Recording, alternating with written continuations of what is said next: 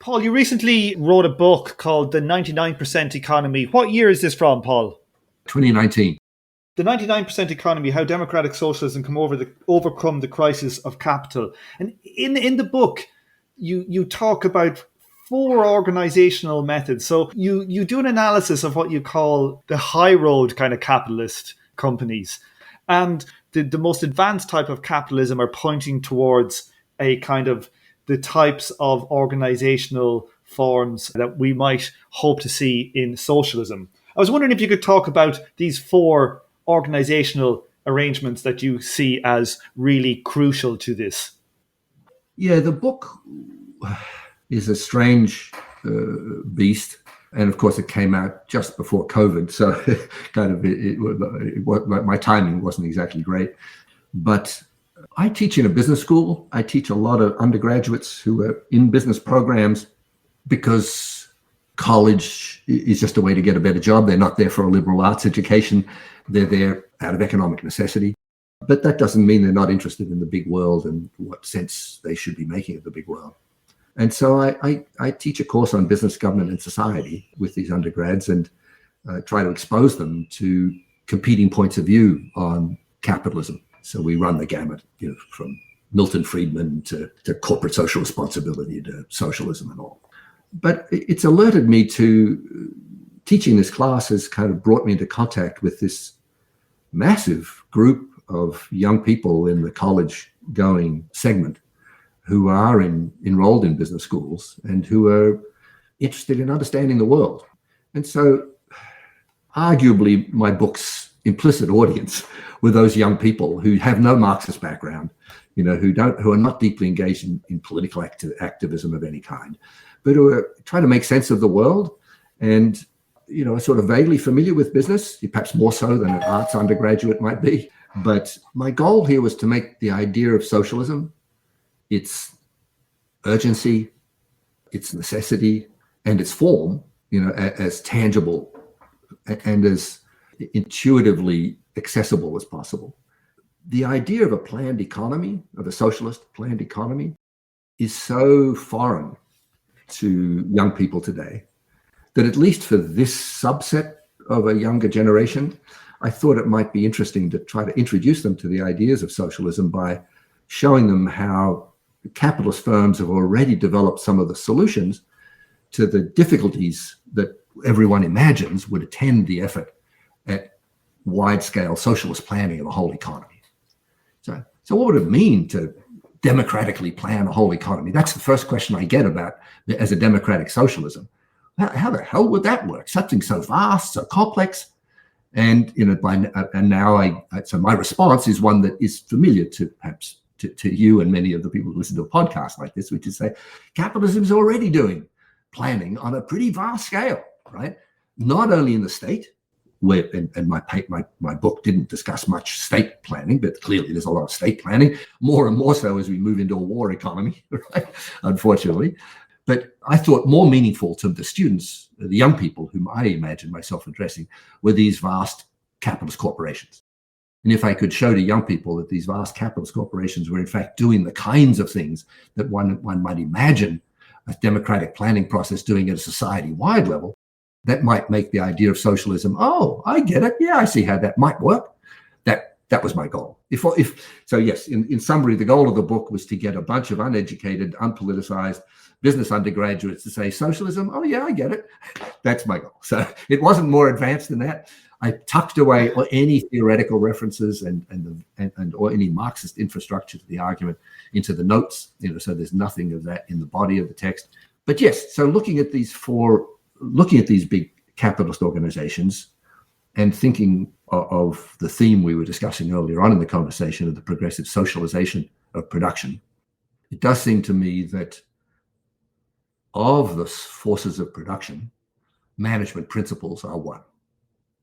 Management principles principles and practices, play an ambiguous role, right? They are both forces of production that enable us to coordinate labor in these very specialized forms, and they partake of the relations of production. And I think this is maybe, let me pause for a second on a more general point here. This goes back to David Noble's, the discussion we're having about David Noble.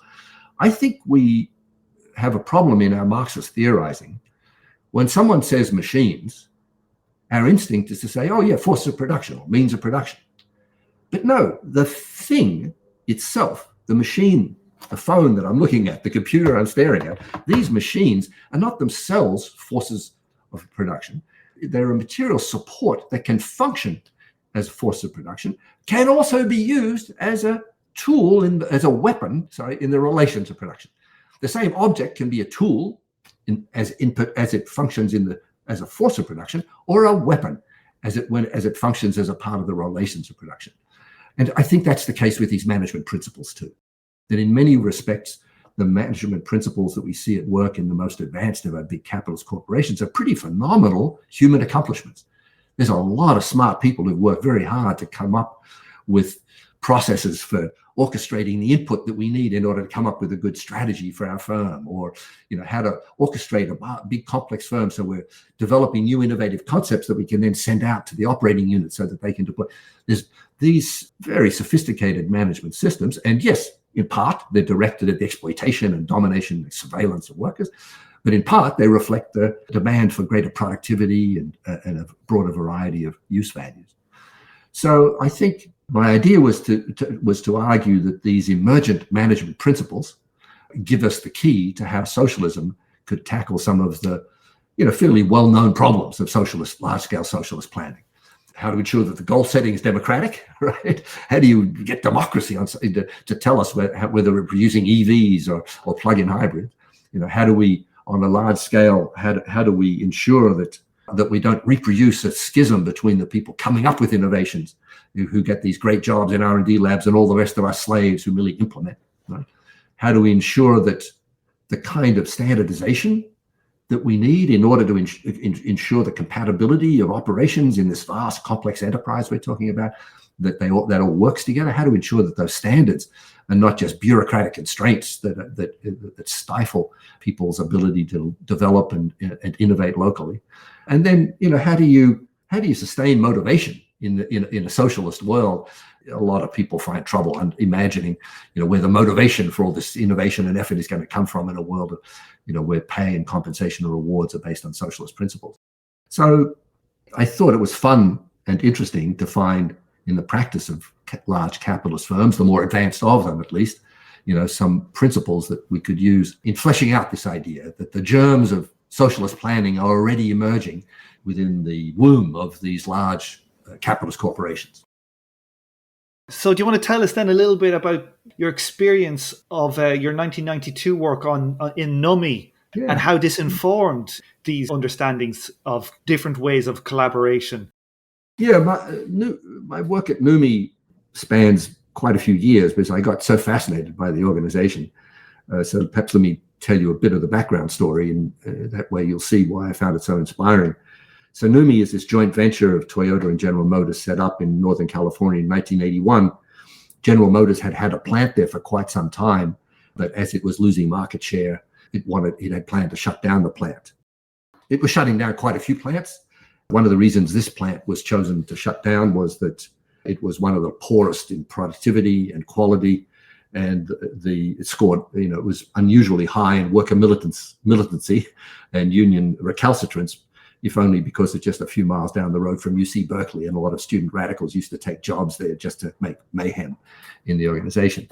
So Toyota ended up in a joint venture with General Motors to take over this plant. They wanted to expand production within the US, fearful then, as they are today, again, that tariff barriers might make it impossible for them to import cars into the US. They wanted to produce them locally.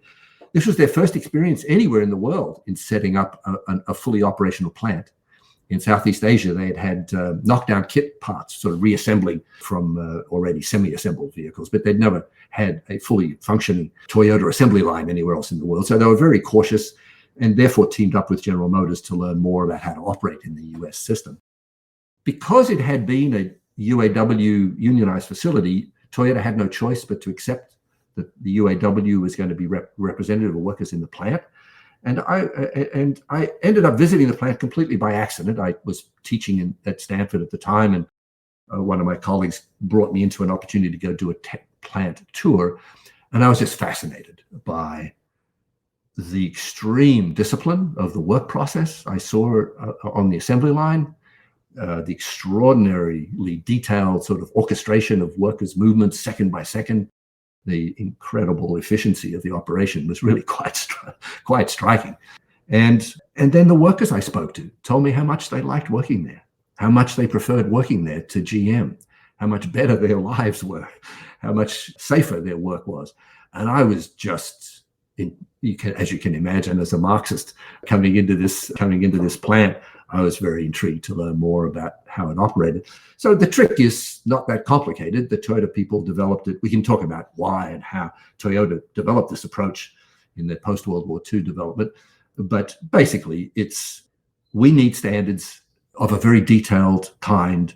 We need them to be implemented with a lot of discipline if we want to produce cars of high quality.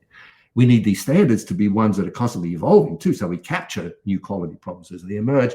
The only realistic way to do that is if workers themselves buy into the standards, develop those work standards with us.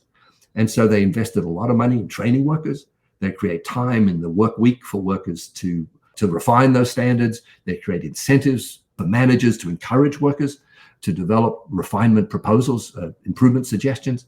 And I thought this gave me a vision of standardization that was compatible with workers' well-being and self-development. And talking to workers at NUMI, I was just flabbergasted to see how many of them valued working there, especially in comparison with the old GM days. Even though the evidence was very strong that on average in the GM days, they worked roughly 35 seconds out of 60 if the assembly line was operating at around about a 60 seconds per car cadence. On average, it seemed like workers at the GM plant were working about 35 out of those 60 seconds. And the other 25 seconds, they were goofing around, catching up, having a smoke. It wasn't very hard work for the main part, which is one of the reasons quality and productivity were so lame at the GM plant. At NUMI, the guideline is that you're going to be working 57 seconds out of that 60 cycle. But we need you to help us work out what the most streamlined way of accomplishing that task is, what the safest way of doing it is, what's the way that's going to put less stress on your body and less risk of quality screw up on the vehicle. So I thought, dang, this is pretty interesting, right? Empowered by a strong union that the management could not escape, right? And a union capable of shutting down the plant anytime they wanted, right? They developed a process for developing and implementing these standards, which was very compatible with workers' interests. So this opened my eyes to the idea that at least this one feature of a kind of large, complex capitalist corporation, standardization, such a critical element of the whole business of bureaucracy, right? that standards could be developed and implemented collaboratively, struck me as really of immense significance. Of course, there are other contradictions, even if this particular element of the NUMI system is broadly compatible with workers' interests. There's all sorts of other contradictions beset the system. NUMI was very unusual for Toyota in having such a strong union and a management team from Toyota very interested in finding ways to accommodate themselves to American workers. In other Toyota plants subsequently, in the US, in Canada, elsewhere in the world, they've not often been confronted by strong unions, and lean production's often taken a more coercive form in their own plants. But as your conversation with Matt Vidal kind of revealed, lean production, even though it's a pretty well-established body of management principles, gets implemented in very different ways in different settings. As I said, NUMI was particularly interesting because I saw a way it could be implemented in a way very compatible with workers' interests. And you ask yourself when you visit a plant like that, how would a socialist automobile plant look much different? I mean, one thing would be you'd figure the union would be more actively involved in strategy, right? They would be involved in making top-level policy decisions. Management at various levels would be paired up with direct bottom-up worker representatives to ensure their decisions were appropriate. But the work itself, I don't know. I spent some time studying Volvo's efforts to humanize work in Sweden. That was the main, if you will, competing model to the lean production model, sort of semi-autonomous teams of workers who could assemble a vehicle from the ground up, sort of working as a kind of collective craftsman, as it were. That was their Volvo's idea of how to humanize work and overcome some of these tensions. And if the efficiency just isn't there. You can't produce a car anywhere nearly as efficiently or with the quality consistency in that model of production as you can in the Toyota system. Now, if the productivity difference was small, you might say a socialist world will opt for the Volvo model anyway, right? So screw the extra productivity. What's the big deal? Let workers enjoy themselves on the job, have a job that's less kind of repetitive, monotonous, and all the rest of it. But if the productivity and the quality differentials are big, a socialist community is going to tell these auto workers, you know what, buddy?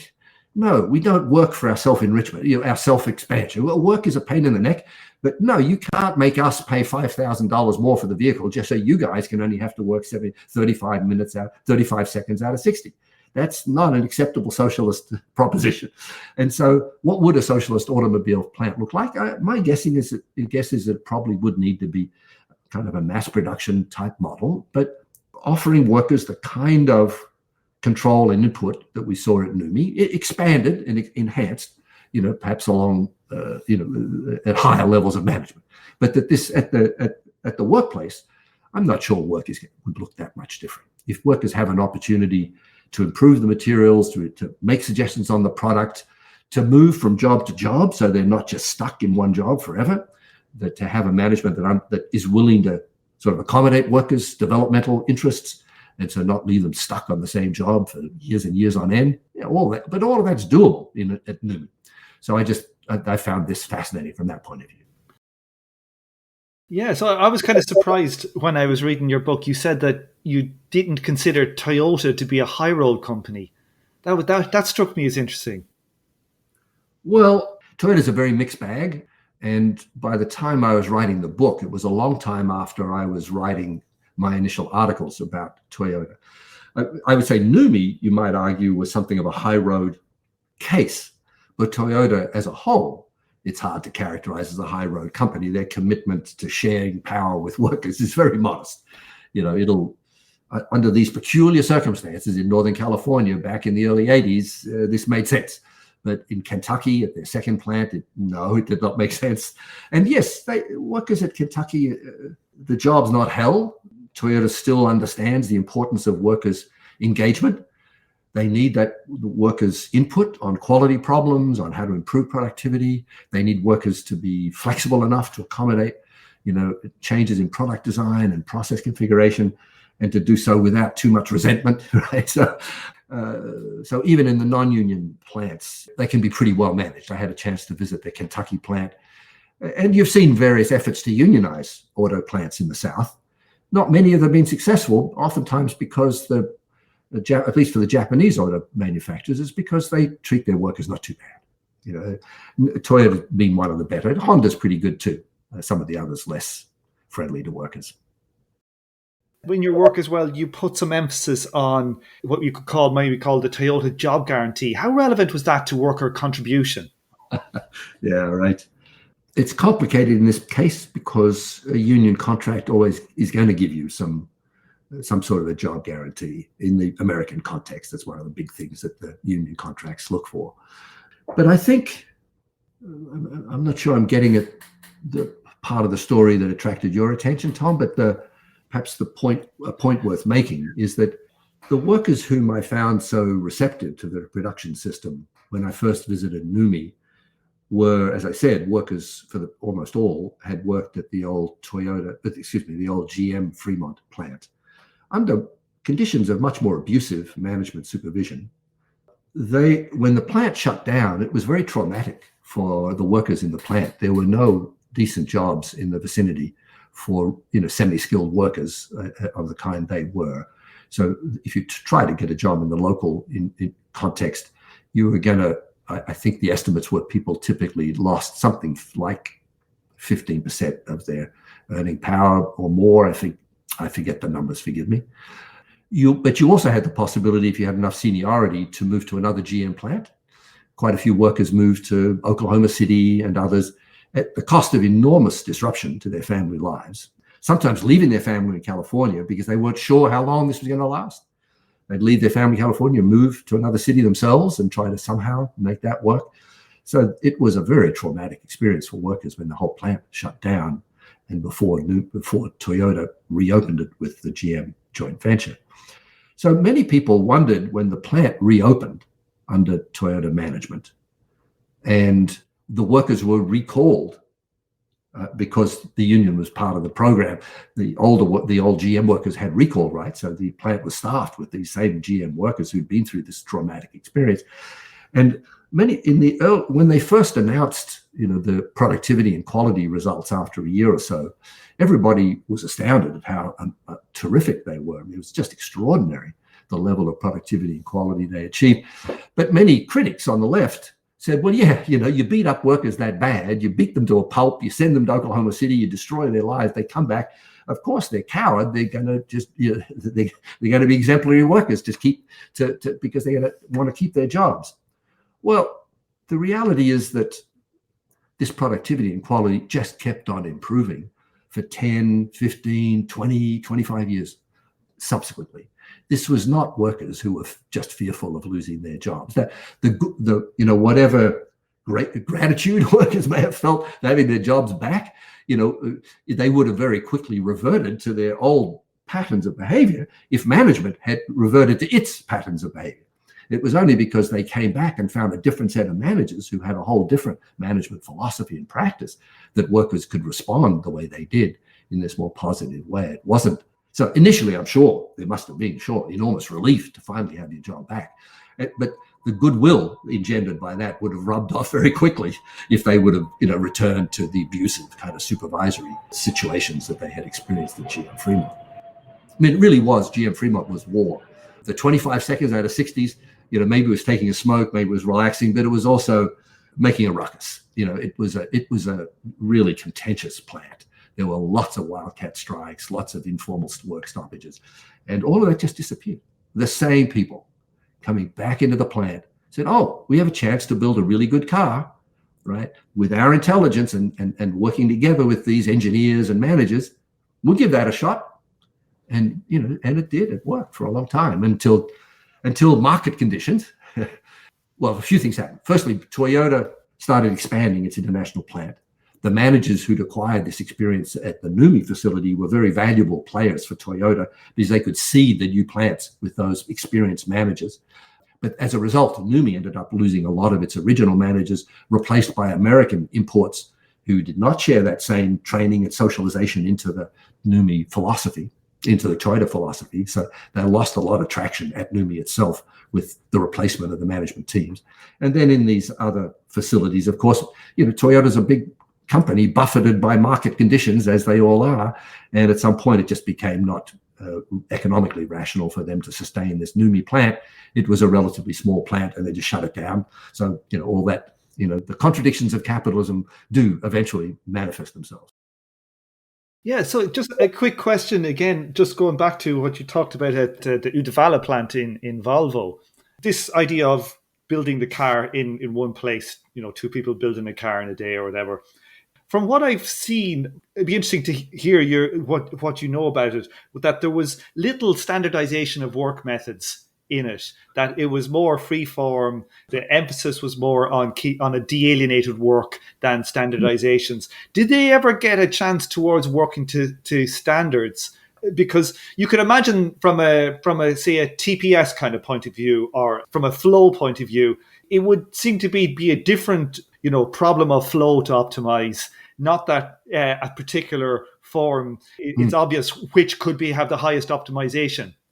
Yeah, maybe my thinking on this is too simplistic, but in my mind, it boiled down to a very simple proposition. I can perfect a sequence of activities that run 60 seconds. And I can standardize that so that over the course of a 8-hour shift, I've got that pretty much down. You'd stretch that out to 3 minutes, I can probably keep a fair bit of consistency over 3 minutes. But now you're telling me that me and my buddy are going to build a whole car from the components up over the course of a 7-8 hour shift. You want me to remember the standards that enable me to achieve this level of perfection in the final product? that doesn't make sense. You very quickly see a degradation in productivity and quality because there's more variation from cycle to cycle. That's the fun of it. That's why Volvo wanted to redesign it precisely to break away from the standardization, the minute gesture by gesture standardization. But when you're producing hundreds of thousands of automobiles, those gesture by gesture efficiencies amount to a lot, right? If they didn't amount to a lot, then screw it. Who cares? Let workers have more fun on the job. But a socialist community is not going to pay twice as much for their automobiles just so that workers can relax a bit more on the job and have a little more fun trying it out different ways on different days. No, that's a very convincing argument. In the book as well, you talking about, say, how the kind of complex strategizing could be done within a large firm. There is some of that stuff in the Toyota, the TPS, but it's pretty much done by management. It's not something that's complicated. That's right. But management does do it. You're quite right. And maybe I should have made more of this. Because I wanted to focus more on the workers' kind of involvement. Perhaps I should have made more of the fact that even within the Toyota production system, which isn't a high road company from this point of view of integrating workers into high level policy decisions, they certainly integrate a lot of lower level managers into the policy process in a way that very few firms do in the US. The model's well known. It's not that complicated. It's a kind of cascading process where top management articulates some general goals and then consults with lower level management about whether those goals make sense given their local circumstances, how those goals could be adjusted given opportunities that they see in their local circumstances. That bounces back up to the senior levels that then proposes some budgets, right, for how they might implement those refined set of goals that then gets deployed down further in the organization. And you have this sort of a cycling of movement flowing, information and knowledge flowing down, and then a reality check and new opportunities, identification of new opportunities flowing back up to senior management. That process is pretty well established in Toyota amongst senior managers, and then in other organizations, they might well involve workers in more of that strategizing process.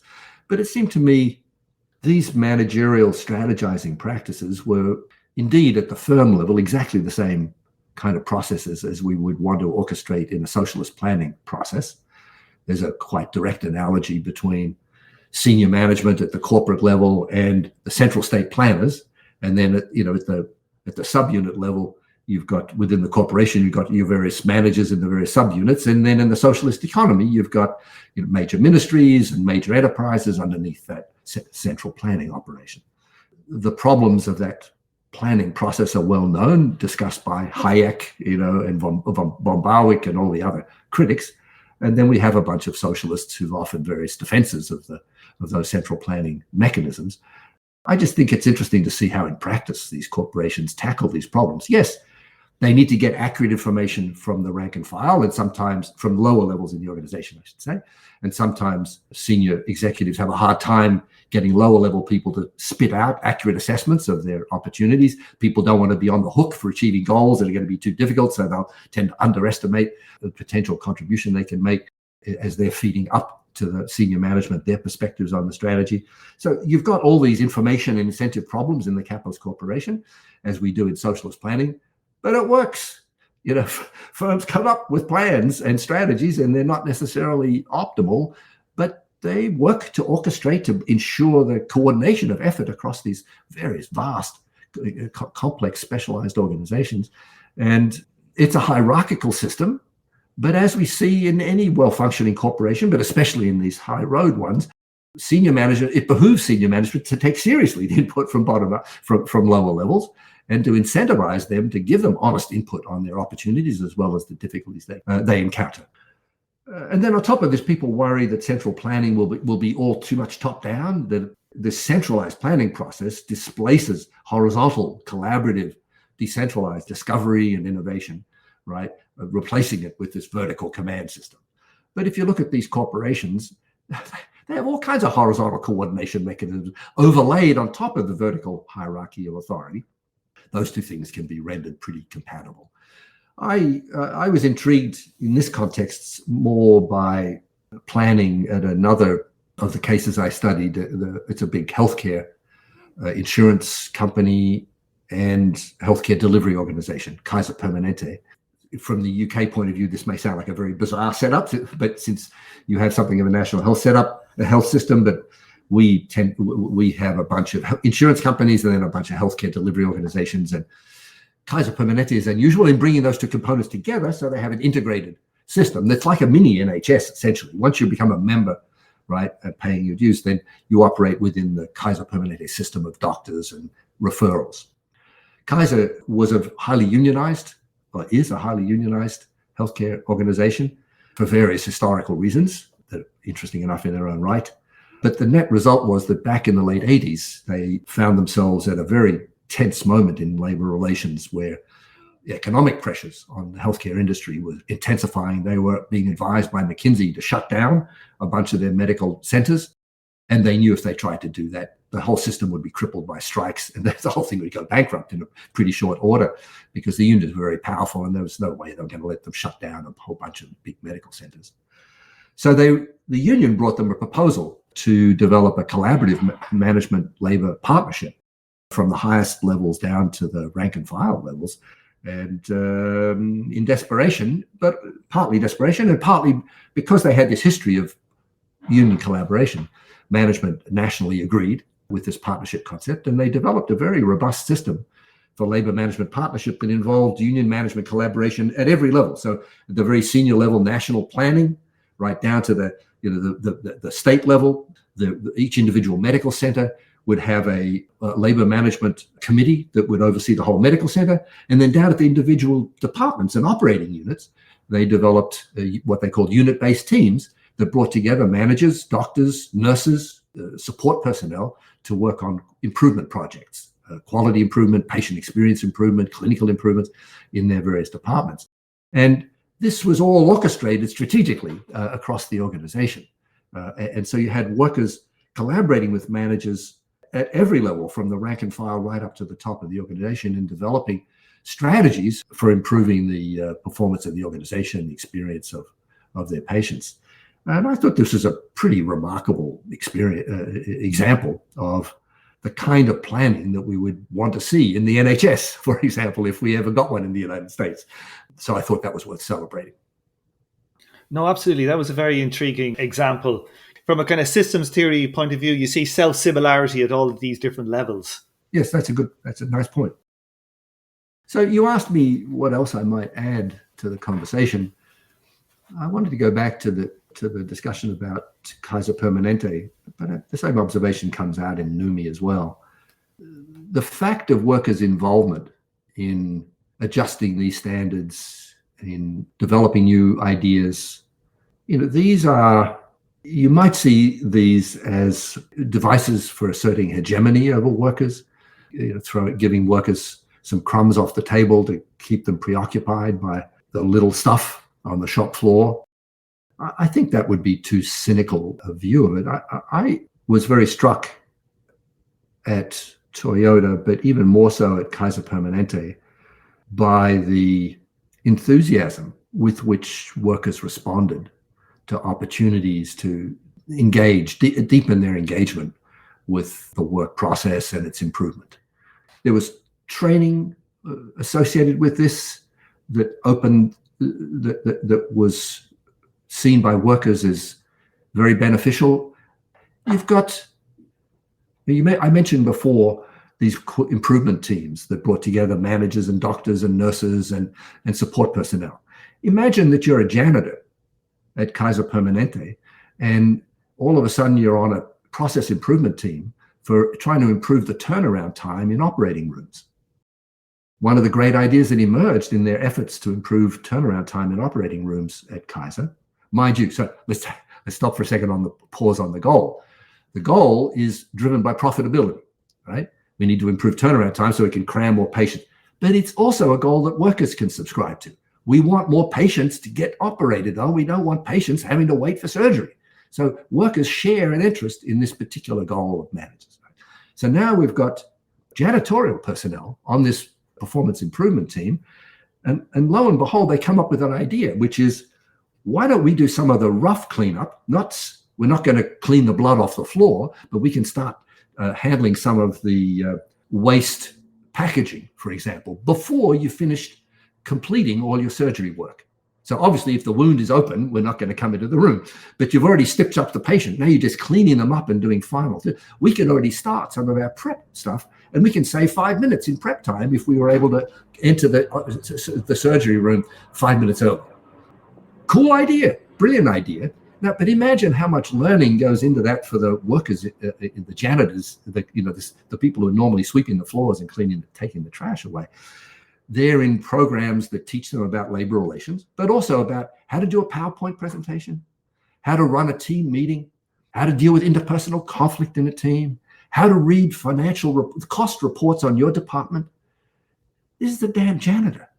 This is the guy who sweeps the floor, who's being exposed to all of this, material that's helping him or her make sense of their world and engage with it in a productive way. This is an immense productive resource for any economic development, even capitalist development, and an opportunity for workers to develop those individual capabilities. And I think that this question of workers' engagement in the production process, management's effort to draw them into productivity and quality improvements. On the left, we often view those efforts very critically as hegemonic kind of incorporation efforts. I'm much more interested in the emancipatory potential.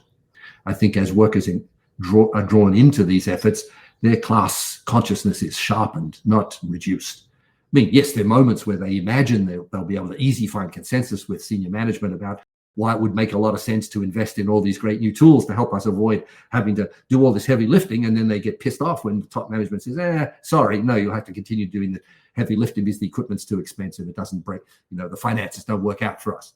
But that's okay. That'll sharpen a bit of class consciousness. So I think drawing workers into these collaborative productivity and improvement efforts is a part of the expansion of the force of production, right?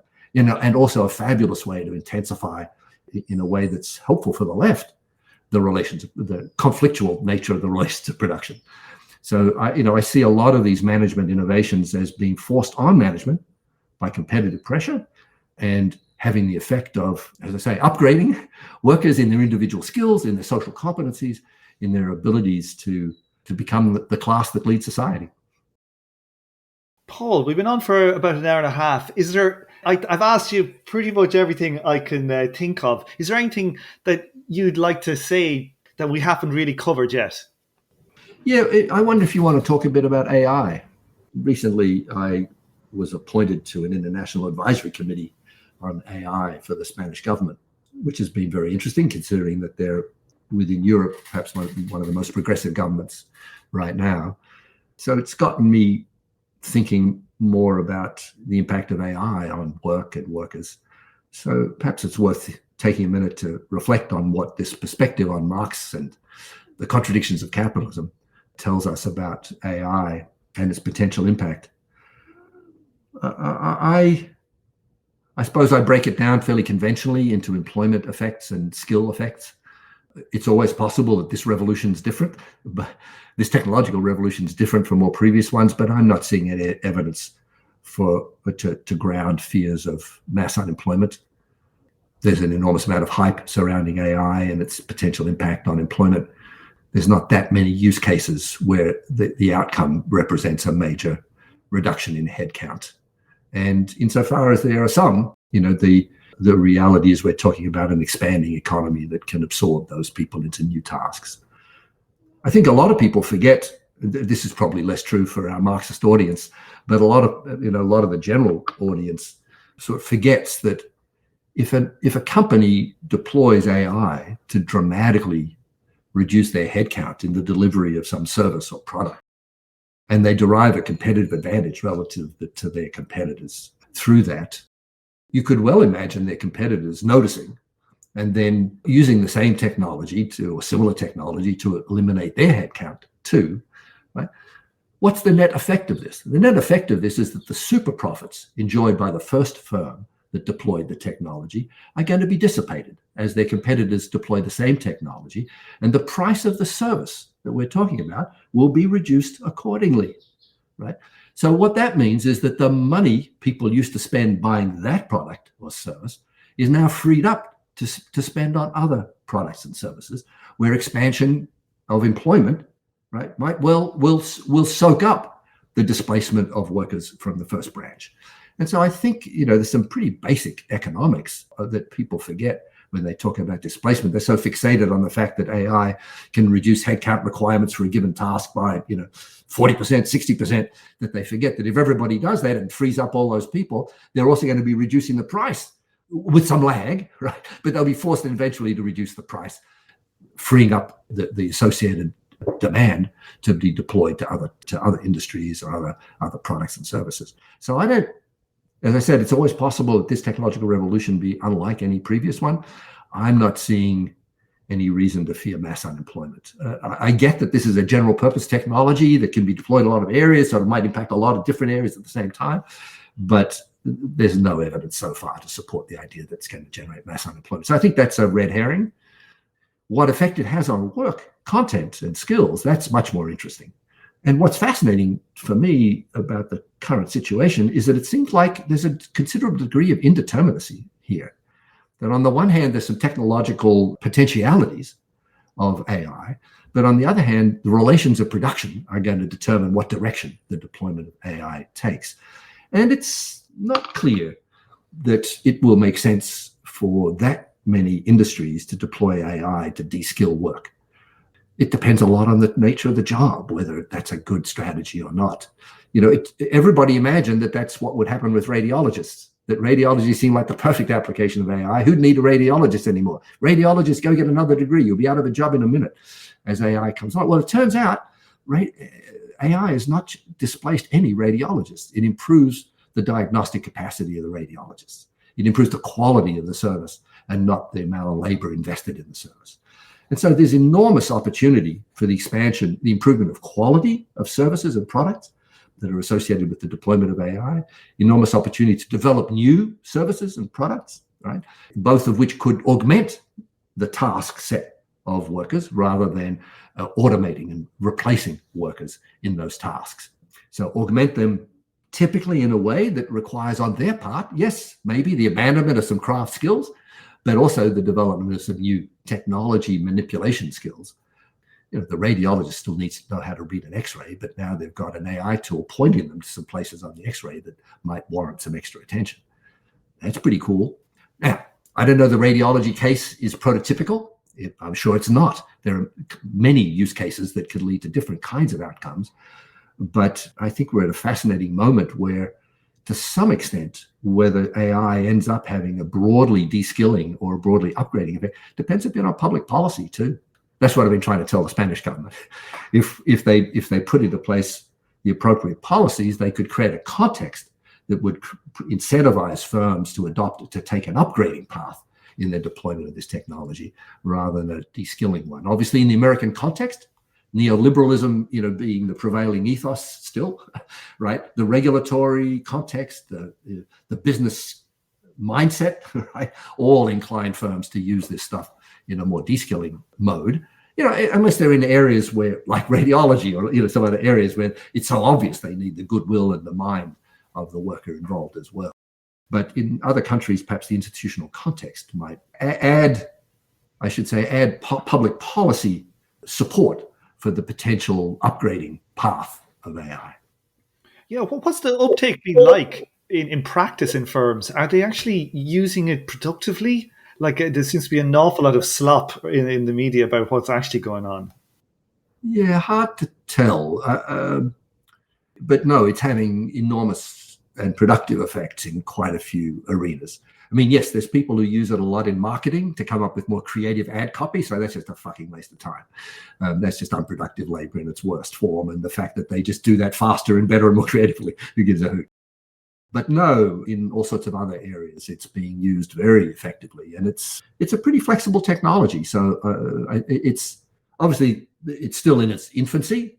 And the forms in which we see it today, in particular, the kind of chat GPT forms that many of us are exposed to, I think that's going to dissipate pretty fast. The limitations of that kind of technology will be pretty obvious pretty soon.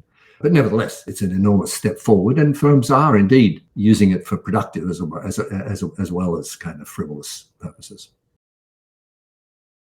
Well, Paul, on that note, I'd like to say thanks for coming on the show today. Oh, it's been terrific getting a chance to talk with you. I hope it's been interesting for you too.